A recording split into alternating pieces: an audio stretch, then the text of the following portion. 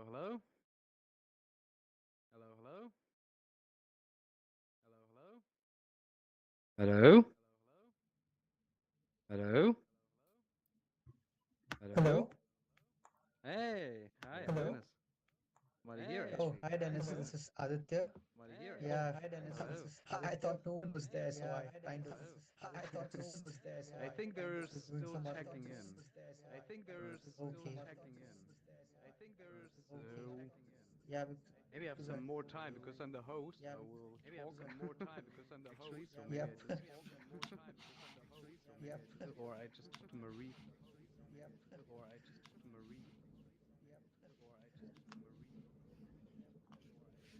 Hello. Yep. Hello. Do you hear me? Nice to meet you. Yeah, I can hear you. Nice to meet you. Nice to meet you. Und bei Ja, wahrscheinlich hier sind müssen ja die auch meisten schon sich. 3 Leute. Vaiva, this is What is your Aditya. name? Okay. Du Aditya. müsstest selber auf lautlos stellen. Hi, What? Sorry? can you hear me? Aditya. Yeah. Hi. Aditya. Where are you I from? think it's. I am from Liverpool, so United Kingdom. Okay, so you are joining Hackathon online? Yeah, I am joining Hackathon online. What about you? Uh, yeah, I, I'm gonna be mentor of this hackathon and I will be joining online. Okay, that's nice. I am participating, so I'm just a participant. Okay. Do you already have a team? So yeah, I have already been put into a team of 6 people, I suppose. Yeah, Mm-hmm. one, two, three. Yeah, we have 3 people in our team. So yeah, I have a team of 3 people. Yeah. Okay. Is your team from different countries?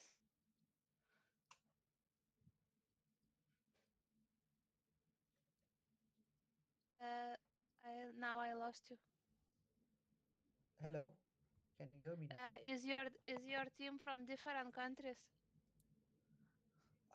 So two of the members are from the same country, but the third member I haven't had a chat. So she's from a different country, I presume. Okay. Are you joining using browser or are you using VR glasses? I'm using the browser. Like, I don't have a VR glass at the moment. Okay. Yeah. What about All you? Are right. you joining using the VR Um, glasses? at the moment I'm joining from browser because I cannot like use for very long time with VR glasses because my eyes one hurts quite a lot. Yeah. So That I that's can. the biggest problem. Yeah. Yeah, I didn't have this problem before, like a couple of years ago. I didn't have this problem, but now I have it, so it's a little bit difficult No, when it's you have understood. Yeah. work little bit VR related and when you cannot use it like too much. Yeah. Okay. I think so. Have all the participants joined because I can't see many people around here. Oh, some of them Uh, are teams, I suppose. I see somewhere like I don't know. okay, I see only 4 people here. yeah. Let's walk And around. Nice to meet yeah. you.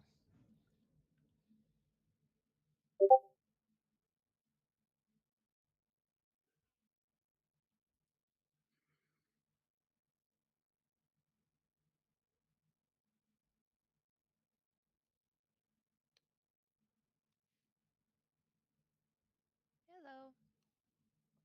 Hello. You speak English? Yes, I do. How are What you? is your Are you? what Yeah, what is your name? my name is Wiebke, and Hmm? I'm here to hold the keynote. Okay, so you're gonna start talking soon. Yes, I do. And who are you? Okay. My name is Vaiva, and I'm from Finland, Ah, and okay. I will be a mentor of this competition. Oh, great. So what are you doing in Finland? Are you studying or what's your work? Uh, well, I am both studying and working, so Hmm. I am doing my PhD in entrepreneurship, but I am also working as project researcher in another University of Vaasa. So I'm working in Okay. projects related to virtual reality as well, to Oh, extended great. reality. Yes. That's good. And you? I'm working here in Kiel, where this Mm-hmm. takes place, at Yeah. the University of Kiel. Okay. It's a big university here, and I'm working there for the Key Skills Center. Okay. Okay. Hallo Colin, bist du Do da oder do you nicht? use virtual reality in your work? Hallo. Extended No, reality? no, not yet, not yet. But Huh? we think that's very important, and yeah, the students should learn and should have the experience, to use it and to build it even, you know. Mm-hmm. Mm-hmm. So this hackathon is a very good idea and a very good Yes. possibility to do it. So there might be some students here from my Jo, was geht bei university. euch? Wo seid ihr alle? Yeah, we are having Okay. from my university we will have Nee, one also hier ist ja team auch niemand, von of daher. Alles Ah, students. klar. great. Gut. How many are you? We will be 6 students in one team. Six. Ah, Great. okay. Alles klar, weil That's ich bei good. Colin dran war. Und Colin ist der Kameramann. Yeah, Deswegen, oder so was? Do you like we the Ah, topic? Colin ist der Kameramann. Okay. yes, of course, because I'm quite interested in virtual Ich? reality, and we have a couple of laboratories in Nee, our da müssen halt university. alle laut sein. We Mm. have Also, VR glasses, we have HoloLens as das heißt, well, ja, wenn sie weiter weg sind, auf keinen Fall. mixed Aber soll man reality das ja auch am Ende glasses, nicht, oder? Nur die auf and der Mhm. Bühne also sind. some Okay. also Das augmented sei denn, sonst muss reality Colin halt jetzt glasses mit seinem Kameramann da Mhm. with durchlatschen, damit die Leute im physics Stream was and hören, was die with besprechen, falls all that das let's gewollt say ist. is coming. So Great. yeah, and Die Bühne ist I, schlecht zu I hören. Ja, was aber ich habe mich ja working auch noch nicht laut some gestellt. projects Ich kann related das ja to mal machen. virtual reality, Nee, but genau. now I am working in a project Genau. to Ich war create a eben lab gemutet, for um ein bisschen students zu to üben. use. Jetzt hört So Oh, man mich cool. normal have und ich kann mich eye gleich, tracking genau, as well, mein Voice virtual reality and amplifyen extended reality. und dann geht's. It's Mhm. like user Okay, interface Marie ist auch da, actually. oder? Weil die Mhm. ist gerade nicht Great. hier im Raum The irgendwie. students are they studying like Alles klar. multimedia Okay. production or Super, something okay. like Dann mache that, ich eine or kleine Ansage, dass what es gleich topics, losgeht, ja? what subjects are they from? Alright, goodie. Ciao, ciao. Well, we don't have like too many students coming to the lab because we just Mhm. created it. It was Mhm. 2 year project, so 1 year it was COVID, so nothing was happening. Just now, like it's got more interest and students Mhm. started to come and to see what is available. And Yeah. teachers also bringing some students doing with Right, hi people. I just wanted to tell Hi. you that we'll Okay. start in a bit. Nice to meet you. We are still checking in the people, Okay. and then it's going to be full, hopefully. So chat along, get to know yourselves, and enjoy.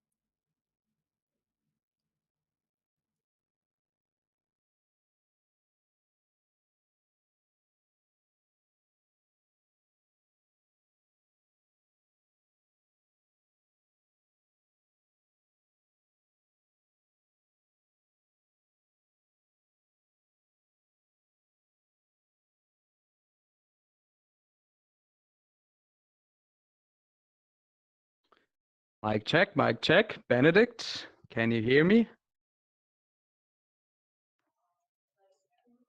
Can the live stream hear me? Hello, everyone. Hello. Hello. Hello. Right, we're still waiting. We are just making sure that the live stream is all right. We'll be there for you in a bit.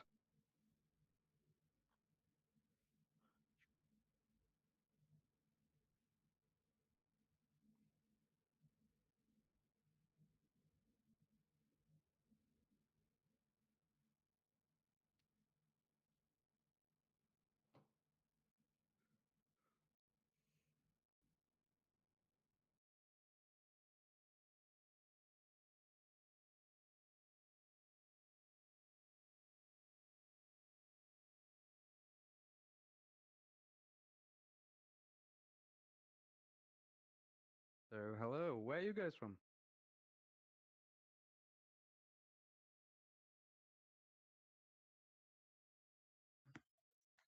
Hello. Yeah. Okay, you've had a conversation with me, right? So that's why I was confused. Sorry. Oop. Uh, yeah. This is Aditya, right? So I'm from Yeah, no worries, no worries. Liverpool. I was Yeah. just, I thought Yeah. about the lady. I don't think. Ah, Oh, yeah. now It's she's always hearing me. confusing in VR.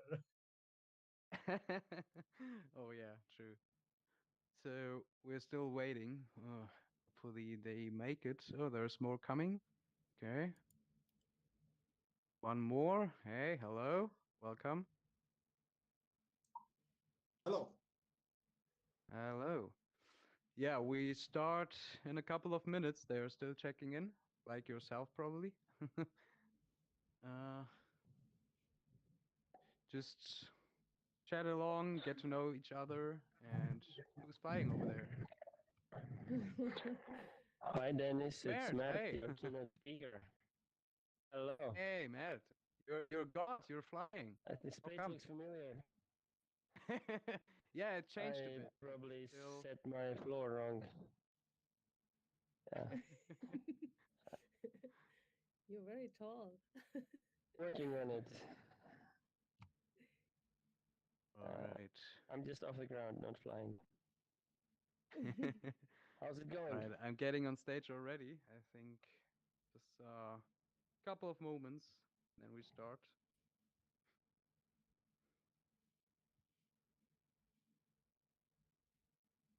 Um,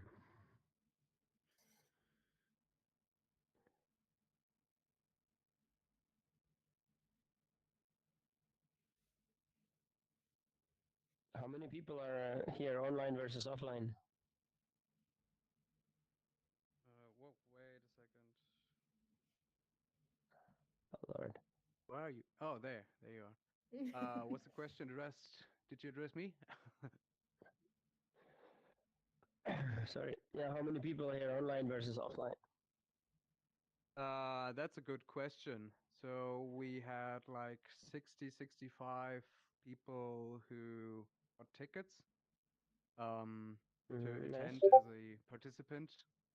But you know, last year we had I think 30 or 40, and you know how that went. Um, but still, there should be more people here. I think they're still checking in.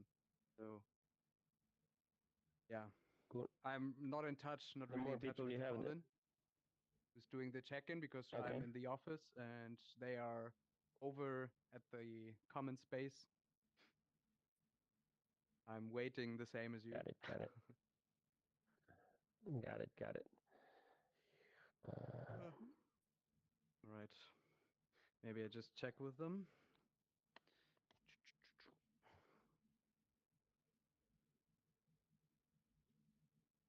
Wait a second.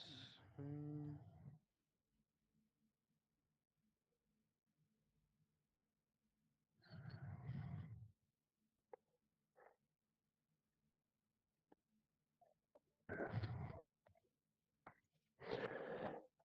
Hmm.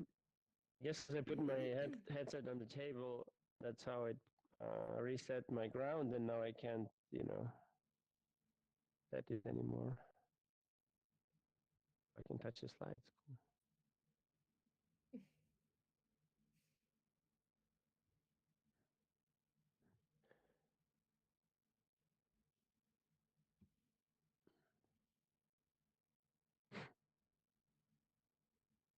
Somebody's up Who's there in on VR? It's mute. basically Artur. Tere, tere.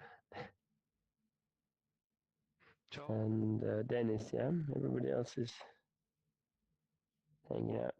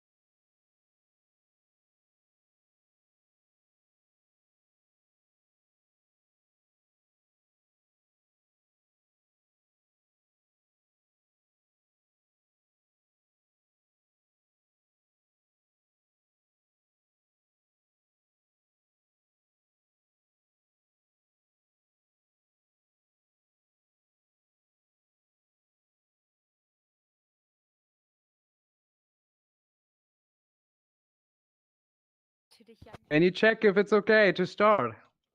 Wait.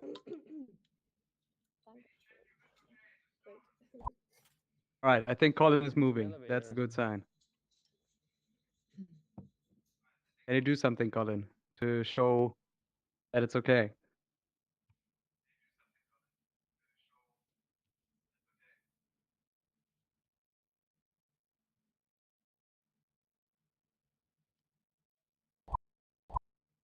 Können wir starten? Sag doch was. Okay, alles klar.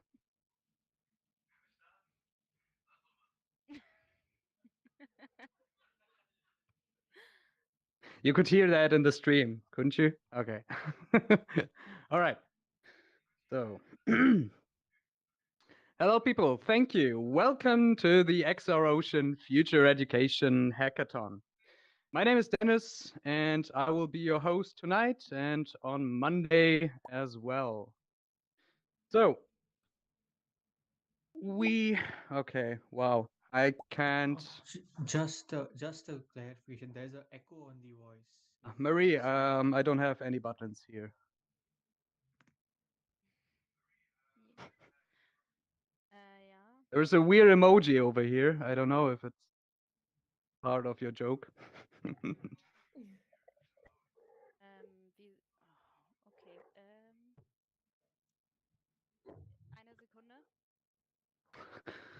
One more second. It's our second time doing this. Yes, Mert is doing it right. Big applause. He scored.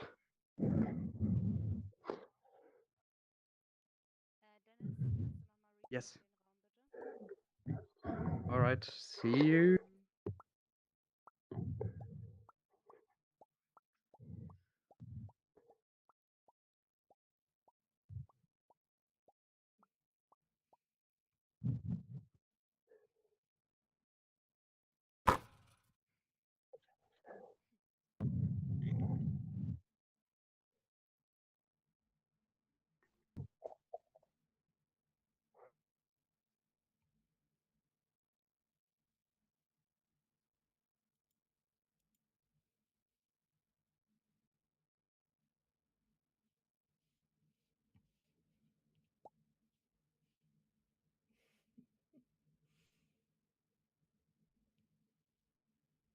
Alright, sieht gut aus. Dann fangen wir an. Okay. All right, another try. You know how it is with those new technologies, always something happening. All right, so welcome again. I hope you can hear me. And next up, first of all, I would like to thank Hans Werner Tovar and the city of Kiel who made it possible to be here, that you can be here, that some of your people could fly over here in to be here in Kiel, and that we have this little paradise right here.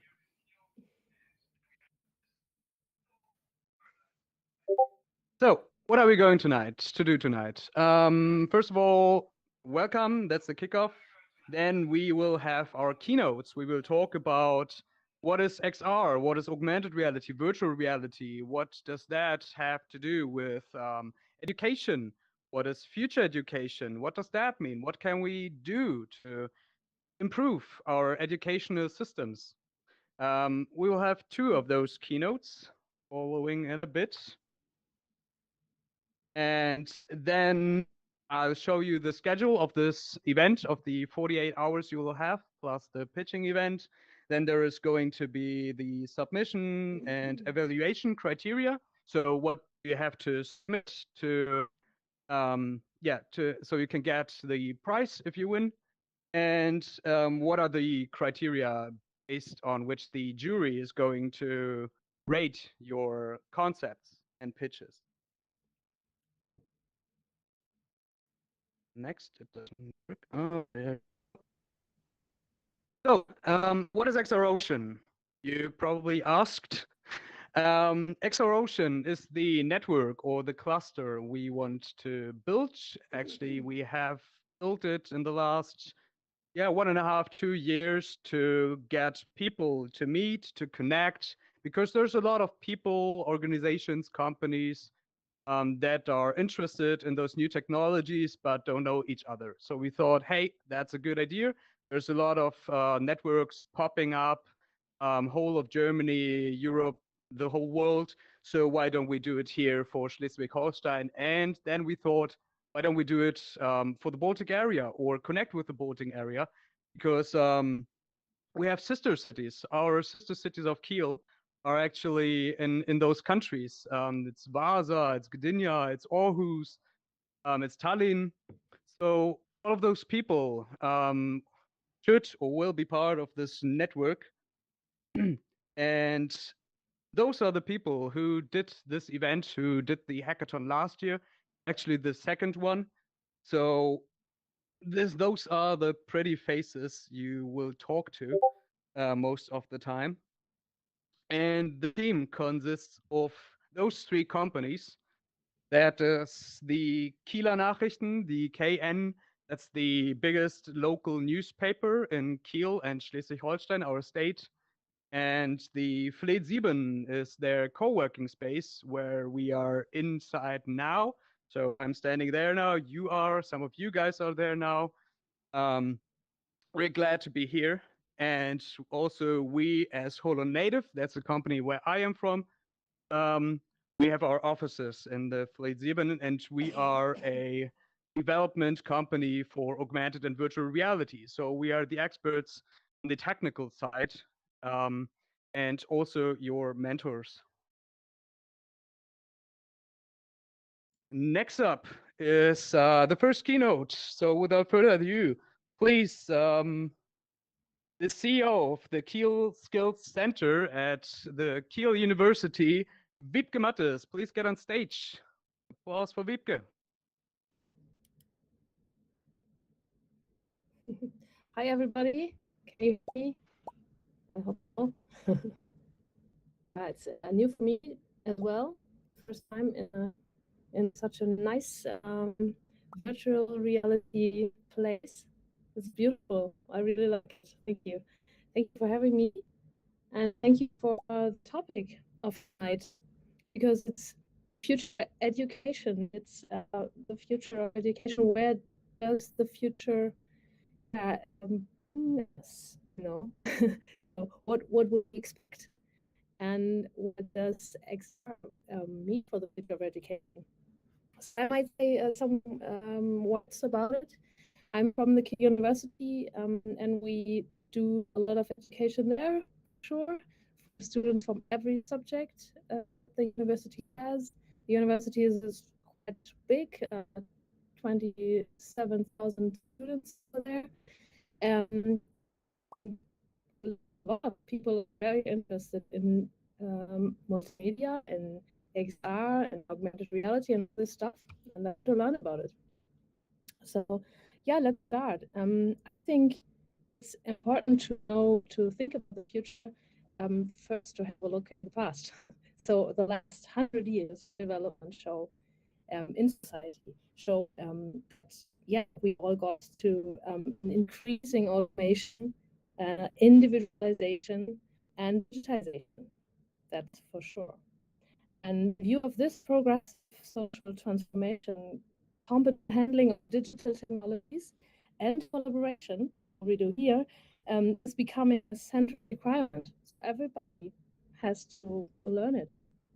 Individualization, connectivity, knowledge, culture, and new work are mega trends, on the other hand, of future, and they all include digital education. Research shows this. In the future, learners will create their own learning processes based on their needs by using their network, using different methods, releasing diverse internal and external content, and in exchange and co-creation with their learning peers. However, the dissolution of learning spaces and increasing self-control also create new challenges and increasing complexity. As we saw, it's not easy to get in here. The future viability of our society with all its challenges depends on the ability of all people to learn. And we know that there are a lot of challenges. So digital is very important. So is digital education. But what is digital education? I think digital education refers to learning with digital media. That's easy. Be it virtual, augmented, or digitally supported. It describes a learning format that changes what, how, with whom, when, and where we learn. What we can learn digitally is no longer limited to established education providers. How we learn digitally is strongly technology driven and learner centric.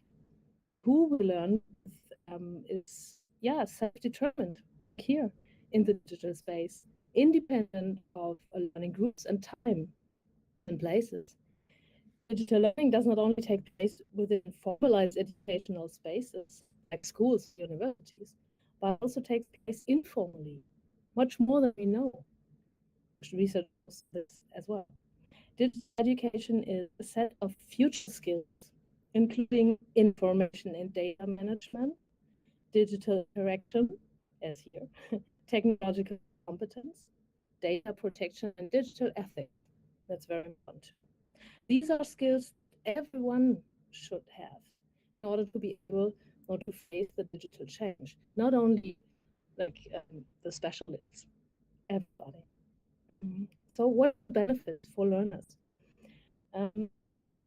Potential, because digital learning can offer many advantages for learners through individual tailoring, high scalability, and the possibility of being supplied at any time.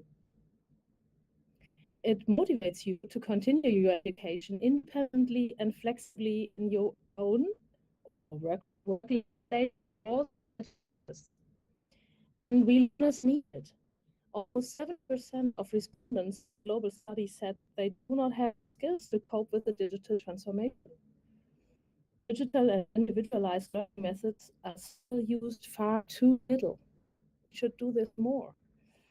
In terms of learning psychology, there are also some advantages in digital self-determined and interactive learning because, in accordance with the self-determination approach, SDT, digital learning, this is from DC and Ryan from 2017, by the way, digital learning can enable the experience of autonomy, competence, and social integration.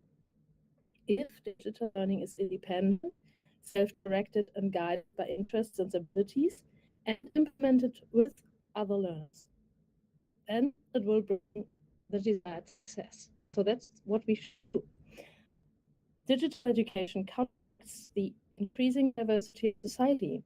In the working world, for example, reintegration measures after illness can be supported digitally, and parents or caring relatives can be more easily integrated through digital. Employees, another example, also benefit from the use of digital learning materials because they can be used anywhere and anytime. Digital education is possible without extensive travel, as we see here, and offers cost-saving opportunities for exchange and collaborative learning with other people in safe spaces. It crosses societal, national, and cultural boundaries, and thus brings us closer together. Okay, this is the positive side of this game. Now, what are the challenges? The variety of digital learning offers sometimes, they seem like an information explosion, and that's easily overwhelming. When people fear that they do not have the skills to participate successfully in a transformed society, they might reject change at all.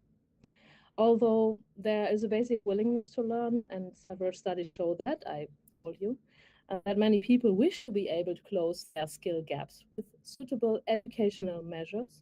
There are also people who need more time to change habits and acquire new skills. In many areas of our society, there's still no suitable learning culture. There's a lack of learning environment that enables agile and effective learning for everyone. So we have to build it. Especially in the digital space, digital learning will not be successful if there is a lack of individual self-organization as well as curated and choreographed learning experience that ensures quality and structures learning paths so that the learning can be transferred, secured, and integrated into everyday life to be sustainable.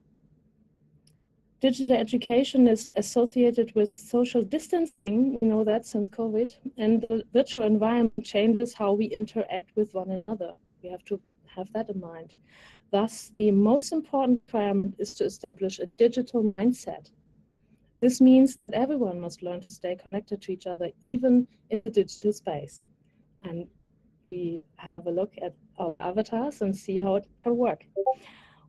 So what's the solution to all this? My conclusion is future education takes place best in stimulating diverse digital learning ecosystems that promote the interaction between people, diverse XR learning formats, contents, and technologies of high quality, so that a high degree of connectedness, and ongoing adaptability is enabled.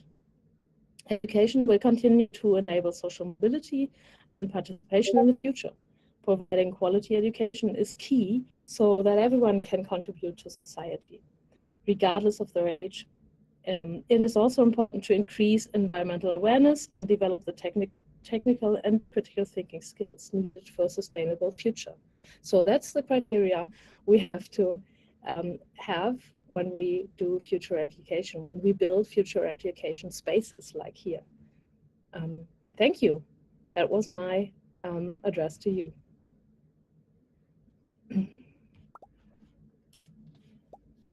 All right, thank you very much. Actually, I heard there was some audio issues. Excuses for that. We're really sorry. But still, it was a good talk. Thank you very much. If you need some more information about what Wiebke is doing and what she told you, you can simply ask her after the kickoff event. She will be here for a couple of moments. And next one is the co-founder of Photoclass and the chairman of the Estonian AR/VR Association, Mert Lume. Welcome on stage. Hello, thank you for the nice intro. I'm this high because I was putting my headset down when the scene loaded, so hope you don't mind. I look a bit like flying. Also, I think the previous, thank you for the previous keynote as well. The audio was fine on my end, so I'm hoping it was most people. I'll stand here on the side. All right. Okay, so let's start. I'll stand here, so yeah, hopefully you can hear me now. If not, let me know. So yes, I'm Mert Lume, co-founder of Photoclass. We're an Estonian startup that teaches chemistry and physics in virtual reality. And I'm also head of our VR/AR association in Estonia. And I'll try to kind of be more practical and give some ideas. Maybe if you're preparing for the hackathon this weekend, how might you want to go about refining your idea or what you might want to focus on. And I'll do that a lot through the Photoclass example. I must apologize in advance. We're focusing quite heavily on VR here, but we can talk about that later. AR also has lots of great educational use cases, so but I need to focus on something, you know, because it's not a super long talk. So I'll basically spend time in three kind of areas.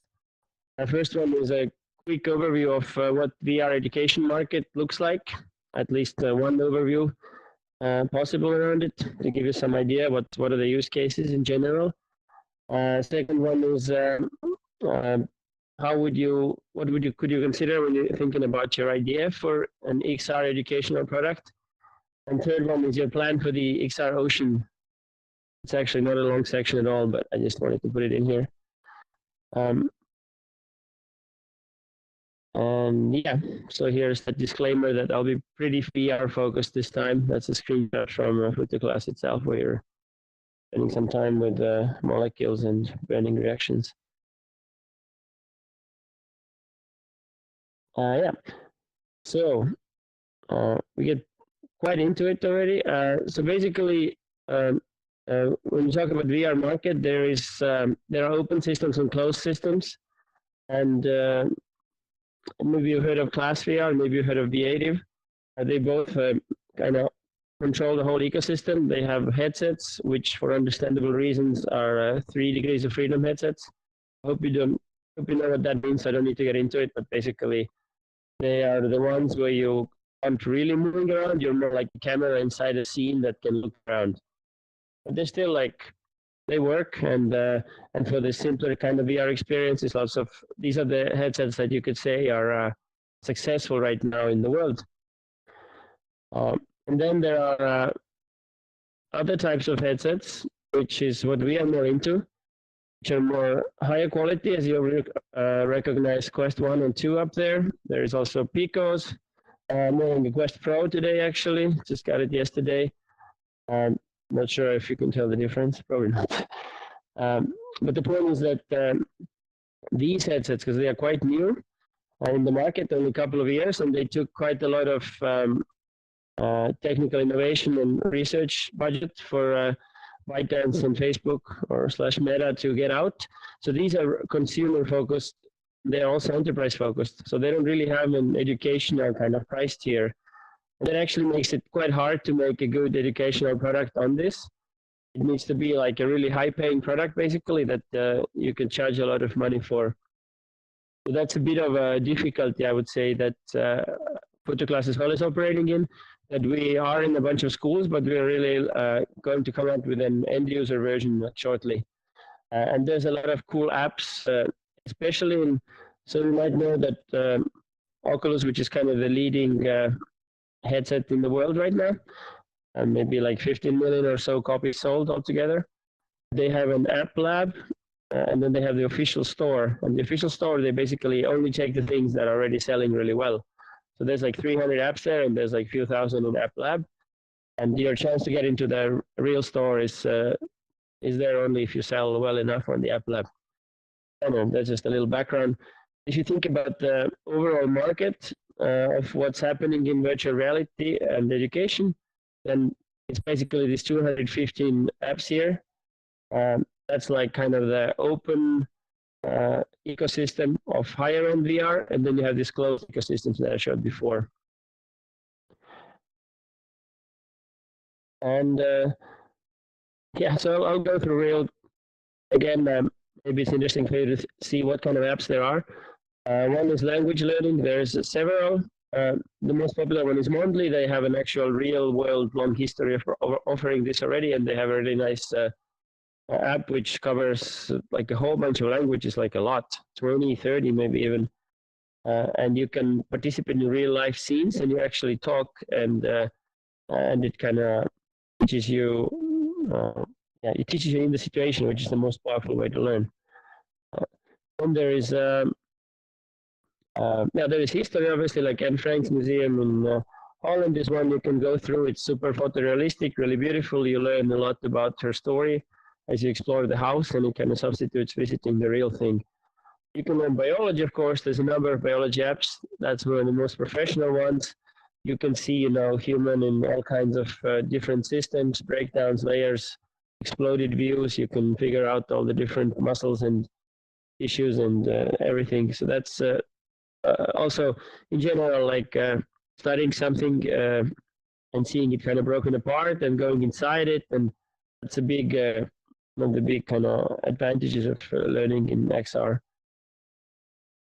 And then we have, we call it geography, but basically it's any kind of exploration. Later I'll also have like, I think there's a space station picture up. Whenever you can go somewhere you couldn't really go so easily before, you can kind of experience things you couldn't experience normally. And this is quite realistic. Well, compared to, being really big or small, being the size of the universe, being in Antarctica in a canoe is I guess, more human-like experience that you can have in VR. And here's you, same idea, you're floating around the space station.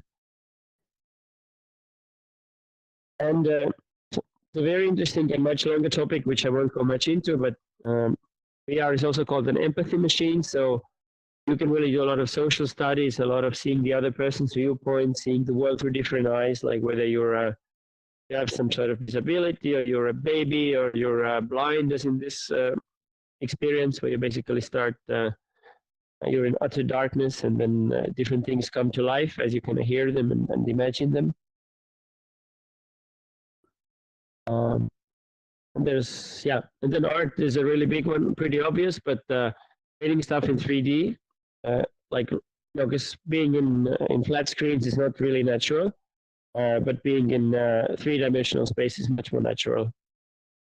So gravity sketch is one, and then you can make your house like a painting studio. Like art classes have a really big uptake on, because and maybe what I didn't mention is that we do chemistry and physics apps in Future Class, but we also provide schools with an entire set, like a turnkey solution, so that they get headsets from us, and also we install a whole bunch of apps, some of them paid. And art apps have one of the biggest uptakes because they're just so immediately obvious. Anybody can be creative in minutes.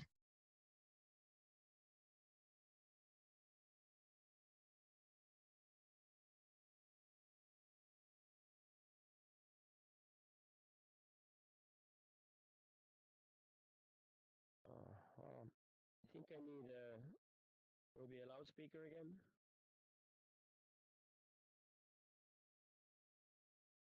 Can anybody hear me or not really? Yes, I think Yes. you're not loud enough. Okay, thank you. Yeah. So if I mute myself, I lose the loudspeaker. That's an interesting design disability. Okay, so now the second part, how to choose your XR product in education. The 6 points here I'd like to make, and I'll illustrate this through the Future Class angle. So how we went about this, or maybe we didn't so consciously and ended up where we did. First one, I wonder what it takes so long to load one slide. So target market. So education is a really, really wide, it can mean almost anything. And even all these points here have a lot of sub markets.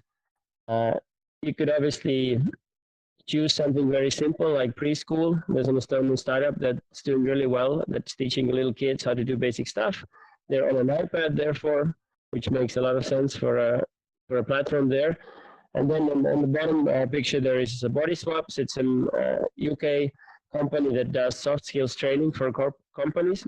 So basically, how to like put you in a conversation where people have like basically their relationships are not good, and you get to mark and identify harmful behaviors and communication styles, and you can offer and you learn in the process how to kind of make it right. Um, like these are two super different apps, but you could call both of them basically education slash training. And enterprise, of course, is like in general, like teaching this professional skills is probably the hugest market. So think about it when you think about where to go, because that also means the amount of money you can charge, especially in virtual reality. If you're on an iPad, then it might be easier for you because there's, I don't even know how many iPads in the world, some hundreds of millions, I bet. Whereas VR devices, we're still talking about like tens of millions, and it's a lot harder to get traction there. So we're in middle school with photo class, maybe also in K-12. Basically, it's when you start studying chemistry and physics, and it's like a little bit complicated to get money enough from that market segment, but it's definitely doable. And you can see the other options here. There is vocational studies, so we've even done like a kitchen assembly app, for example, or teaching some skills that you would use in the vocational schools. There's university studies, like Labster is the famous company out of Denmark that's basically trying to replace all the, not even replace, but not making a school university get $1 million lab, but instead it creates it in virtual reality to teach lots of lab skills. So there's a lot of options here in all these target markets. Maybe most interestingly, many companies end up going the end user way as well, because you have almost the same product, and if you can get people to just bypass all their school programs and curricula and just pay for it just because they want to kind of better their offsprings or their own outlook on certain skills, that's also an interesting thing to consider. Of course, you should, B2B and consumer market are kind of different, but in some cases it might make sense to do both. And then if we're talking about type of content, so this is again a bit virtual reality specific, but big one is like, do you want interactive or instructional content? So if it's digital, probably want it to be more, ideally a bit more interactive. So there's something to do. You're not just watching like a video, then you might as well watching like a TV screen, right? You want there to be some kind of different paths, maybe like your decisions can maybe have an impact. You get instant feedback. Like basically most of the reasons why you want to do a digital product means that it's interactive. Then another question, which you can see us on the right there. So doing like physics modules, we did 5 of the video modules, which are kind of Netflix style Bandersnatch. We choose like the correct answer, and then the video continues accordingly. It's kind of cool, but students are kind of bored, to be honest. So there is a strong leaning that if you're doing something interactive that's already digital and you're immersed, then you also want there to be basically a computer graphics environment, because video is kind of not enough of a reason often to put on a VR headset and get you really engaged. In our case, curriculum aligned versus fun, we're actually kind of in the middle with photo class. We are curriculum aligned, that all the stuff that we teach is part of the study program in chemistry and physics, but we also want to keep it more lighthearted, and we design game mechanics that are engaging. Just because of we think the most important mission of our company is to increase the engagement towards science subjects, and that can, I think, happen better this way for that age group. And finally, I'll show some slides, but there's different ways how users can learn, and maybe all of them are not that academic, but they're still valuable. So there is a creative, basically 3D space. You can create stuff. and you can also collaborate. This picture, I don't know how well it really illustrates it, but basically you can, mold and design and have other people in the environment with you in 3D space. You could make stuff you couldn't make in any other way. There's movements you open, you practice. Mechanical is maybe a wrong word for here, but you basically practice certain manual skills, and these are when you practice them enough, you get muscle memory, and it's really and you know what to do next. Like it's really important to kind of practice certain processes like this, and VR is a great tool for that. There are what's the next? I don't remember the order exactly, so.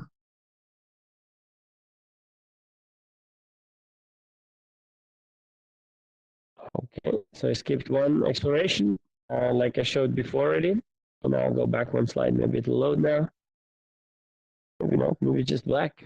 Oh, maybe that's it, maybe it's a black slide. Okay, so I don't remember what that was. But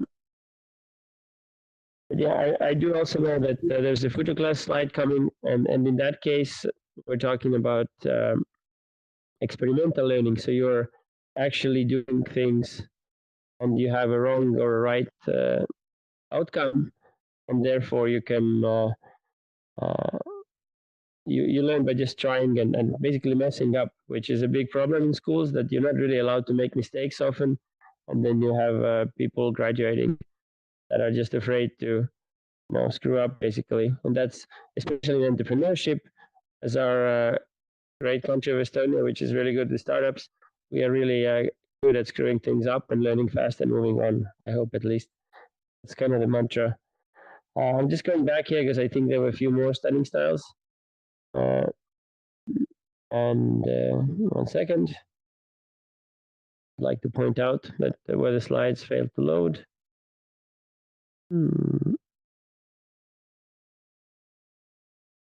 Yeah, okay. I think I'll just let it be. I'll move forward. All right.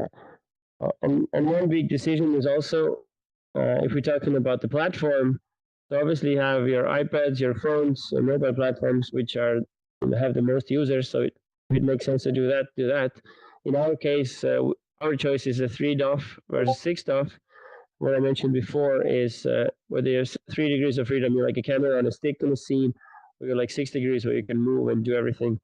For us, like, it felt like a crime not to do the most coolest thing, but I think if you're a businessman, you would probably go with a 3 DOF still for several years, just because you get to control your own platform, and that's like the key, really. All right, and then we have customer profiles. So who do you need to sell your product to, and who do you need to convince? And it's actually it can be a really as simple as you sell it to the end consumer, they buy it, and that's it. But often you have school, you have teachers that need to try it first to kind of verify that it's a good thing, that it works. You need a whole bunch of arguments to make that case. You have principals who need to see it as it comes out of some budget. They need to pay for it. It needs to be a lot better than the current way of doing things. You also have students that might be able to kind of tilt the scales there. If it's a home kind of product, or maybe it's a selective product that parents pay for, then you need to market to them. And in our case, if you have end users, you also may consider that maybe the grown-ups, maybe they want to learn chemistry or physics. Not validated yet. I hope they do. And this is a bit lazy, but I found these 2 books are really good when you're getting started with your ideas. Design Sprint on the right, basically it's a 5-day process, which you can really squeeze down also for half a day if you do it like, if you really know what you're doing and going crazy fast, or much longer, like a month. But the point is that you get, with minimal effort, you get a working prototype that looks just like a real thing, and you can validate whether it would work or not before building the whole thing out. It's kind of amazing how far you can actually get with really simple tools, like basically making a slideshow often, or just some mock-ups of screens, and then having real people clicking through it and get to know if they would like your product that you could otherwise spend months building right away. And the bomb test is another one. I really like that one. It highlights the kind of nitty-gritty details of actual how you get customer learning, and it's really always knowing what you're trying to learn, and you don't really schedule calls or official interviews because that's a big waste of time in a way, and basically it wastes a lot more time than the learning is really worth. Instead, you want to find your people who you're building the product for. You want to have quick, like casual conversations with them. That's how you get much better information, and it's much faster. And you want to again validate things quickly, fail, move on, see what really has traction. I think that book is just full of gems. So, of course, probably not enough time to read it before today, tomorrow, but maybe in general, and then for the next hackathon. I think those are great. It's a great format to kind of structure your weekend working by. And lastly, how to measure whether it works. So that's the Photoglass way of doing it. We have a Google Forms test for each module that we're producing. We let the student go before and after, take this test. It's not even 15 minutes often, it's like 5 or 10. And then between it, they play the module, and then we record what if they learned anything. And then after that, we compare it to the, so to say, traditional method, which is a little tricky because those same students cannot really do it anymore because they already use the same subject.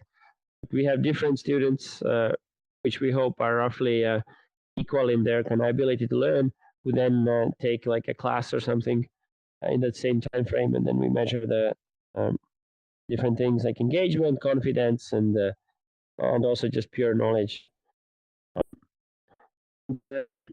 And one thing is maybe that there are some really great teachers who can teach with anything really well, and then there are teachers who are like, you know, maybe they're substitute teachers, or it's one of the issues we're also trying to solve. Estonia is like teachers are quite like we're really good at the PISA tests and so on, like some of the top ones in the world, but in some sense, like teachers are very aging, like they're doing a really good job, but their new generation is not really coming.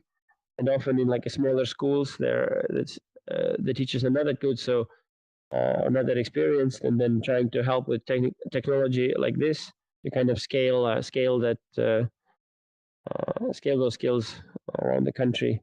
So yeah, using like not the best teacher in the world, but you know, somebody who's just okay, is our advice here to comparing to the traditional methods. And yeah, we ended up with. So now we're just sliding our Photoglass real quick, just so that I don't know, maybe it gives you some inspiration for when you're thinking about what you're doing. We have 30 minutes modules, so you learn in a amount of time that works in a classroom, but it also works at home. So we kind of split learning material in according length. Then we iterate a lot, so we create something with teachers and students, and then we keep iterating that until we get to the results. We also we developed the whole web interface, so teachers can see in real time what the students see in virtual reality, and you keep the analytics, like basically the scores of their playthrough. It's nothing too serious, but it's, you know, time and how far they got. So you don't really see what people do in virtual reality, and the casting or the streaming of all the headset content is not there yet. So basically, and of course the Wi-Fi in schools is usually terrible. So the way to do it is to send the text results and log them. And of course we have lesson plans and materials for each module, so teachers can it's as easy as possible for them to start the VR lesson.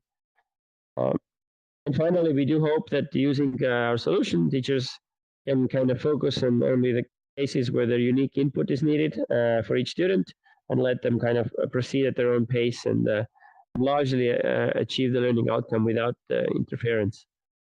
That's how we hope this teacher's effectiveness can scale.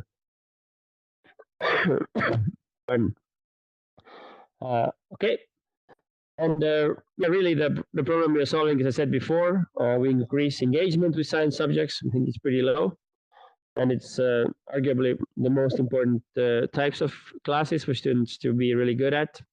It kind of correlates highly with their kind of societal success later in life. That's science. And we help with personalized tools, so you get instant feedback as a student. You don't necessarily need teachers' input unless you get really stuck or don't understand something uniquely to your learning style. Yeah, and there's some praise here with some quotes and things. A really interesting thing also, focus is huge. For many kids, they are unable to really pay attention. And with VR, they are in one environment where it's all designed around the thing that they kind of should be doing. Maybe they have some ways to like, have fun too. But basically, it's amazing how the most like unable to pay attention kids have been really successful with photo class, learning real chemistry. Sometimes quite wondrous.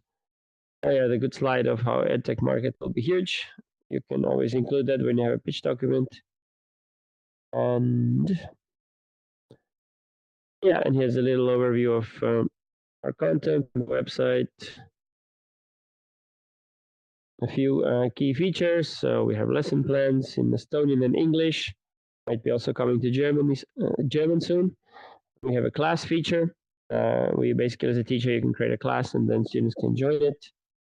And lastly, here's a teacher portal. We have a bunch of videos teaching you how to teach with virtual reality in the classroom, how to maintain your devices. That's more for the educational technologist. Some best practices and overall advice. And now, this is my advice for you for the weekend. I hope some of this was you could use to kind of refine your idea, or maybe even find a good team. And yeah, we should go kick some ass. And if you want to get in touch, here should be my contact info coming up. And thank you very, very much. Thank you very much, Matt. Thank you. That was a great presentation. So, I think we should move on as quickly as we can because we want to start hacking and our batteries are probably going to run out soon. So, the presentation is missing. Marie.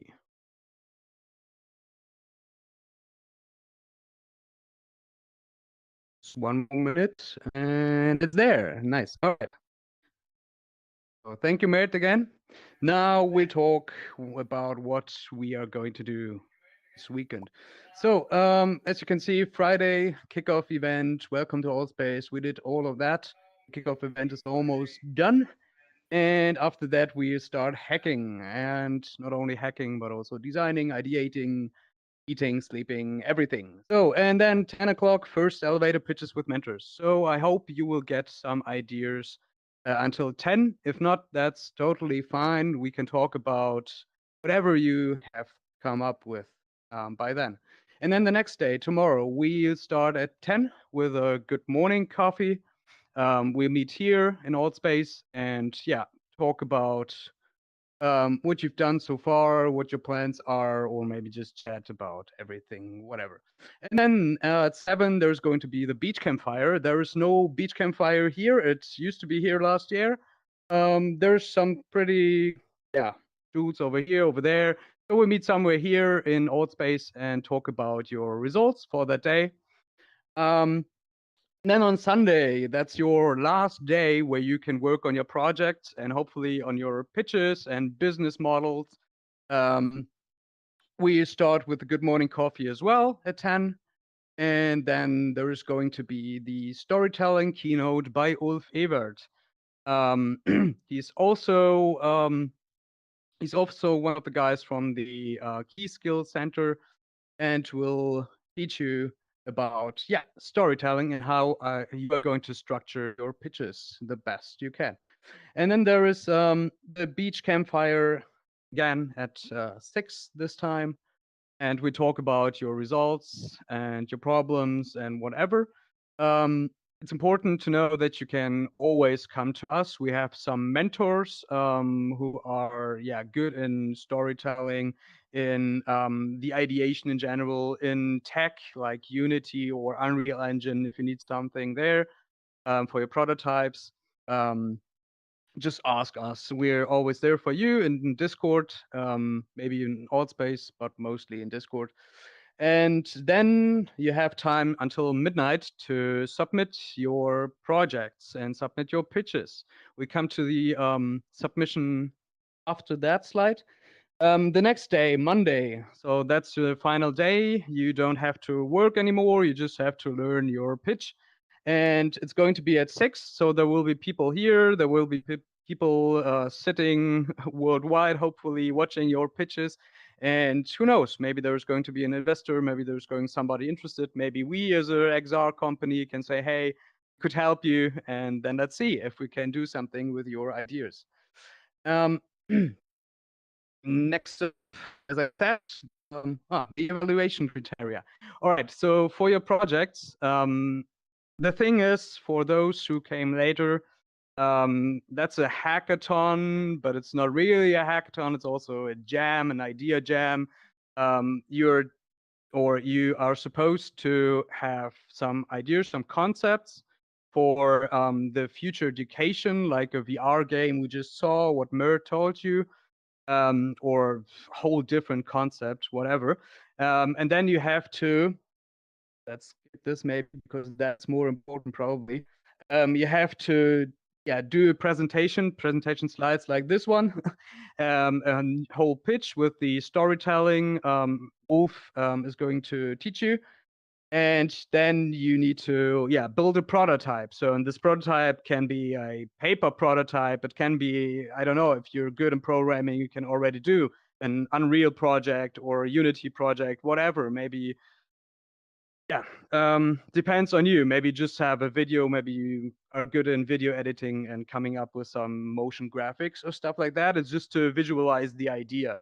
So you need 1 minute video of this prototype, so the jury can can have a look at this prototype and don't need to have VR glasses or don't need to install different programs just to try out your prototype.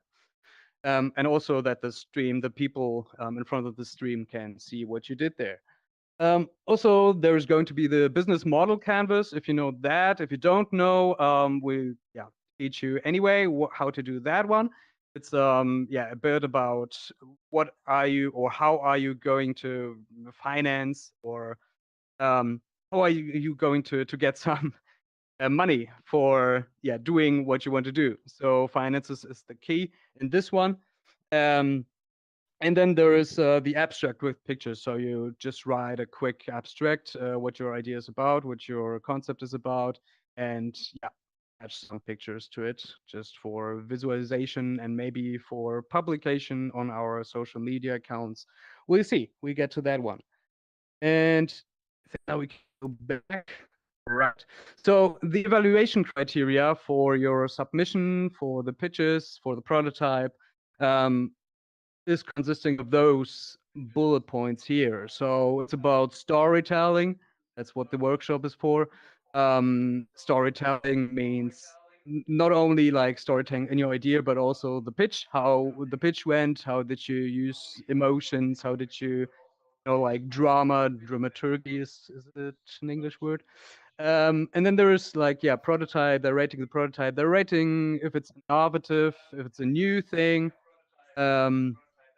They will rate it based on your design. They will base it on rate it on the benefit brings for society, for pupils, for students, for whoever you're designing for.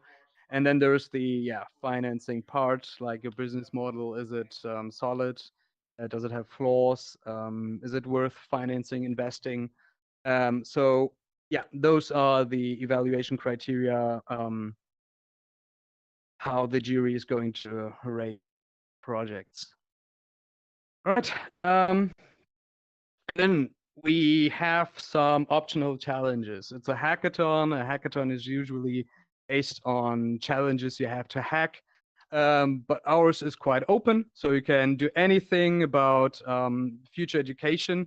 But if you don't have an idea, if you just want to program, so you can choose one of those and get a solution. So we'll just quickly go through it. How can we make history more interesting? So like something like this, maybe in ancient Rome, I don't know, up to you. Find an interesting way to teach genetics. So biology, as we saw in Mert's slides as well. You've broken your leg. How can you still participate in PE, physical education, or sports lessons? Then how can language teachers for adults use XR to improve their teaching? Like for people coming from different countries, how can you teach them faster than you do now? Or maybe more interesting. And then the fifth one, find an innovative way to teach recycling. That's a good topic. So if you're into that one, please feel free to come up with a solution. All right. So, do you have questions? Any questions? Nope. Want to start hacking, programming? There is somebody there, I think. Maybe you can, or hold up your hand if you want to say something. Maybe that's do an emoji. Nope. Okay. All right. Yeah, I All have a right, folks. question. Yeah. Sorry, what was that? So, are you able to hear me? Yes, I can hear you. Yeah, so my question was that regarding the prototype, uh, do we necessarily need to spend time on like creating a full, for example, if there's a solution, like if we can even like show a very basic component of that, will it be fine, or does it need to be like something which like a proper prototype? So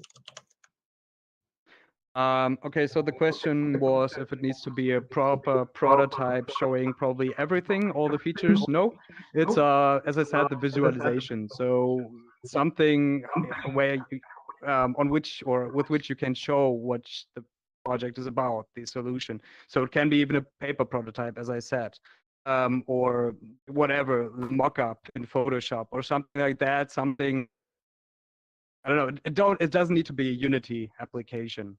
So if that answers your question, it just maybe you can show like the main feature. Maybe that's enough. Maybe you can, I don't know, use cubes and do still a Unity application. That's totally up to you. Whatever you want to do, whatever you have the time for, because it's not we don't have a lot of time, and you need to do the business side as well, and the pitch. You need to finalize your pitch until Sunday. So that's not a lot of time to program and design a prototype. okay, that makes sense. Thank you. But still, if you want, I would be really glad to have something to try out. Right. Another question. Yeah, hi. Can you hear me? Yeah, maybe I come up to you. I can hear you. Yeah, so like I think so. Colin mentioned that previously because like 10 o'clock would be too late for us here in Finland. So we could pitch or get our idea across before. So would that be possible? Go back up to stage. So the question was if it's possible to do the pitching in front of the mentors earlier, because like Finland, okay, that's the camera, I think. Finland, yeah, is in another time zone. So it's 10 CET, Central European Time, where we are at. But still, if you don't make it because it's too late in your time zone, maybe you can come earlier. If you have something you can talk about. Sure, that's okay.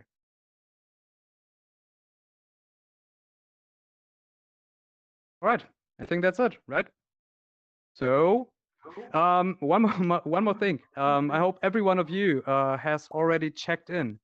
If not, you can go to my colleagues, Marie, Benedict, or Colin, and they will check you in. So, all right, without further ado, have fun, enjoy, and let's hack. See you. You can go to Discord now. And there you can see which teams you are in.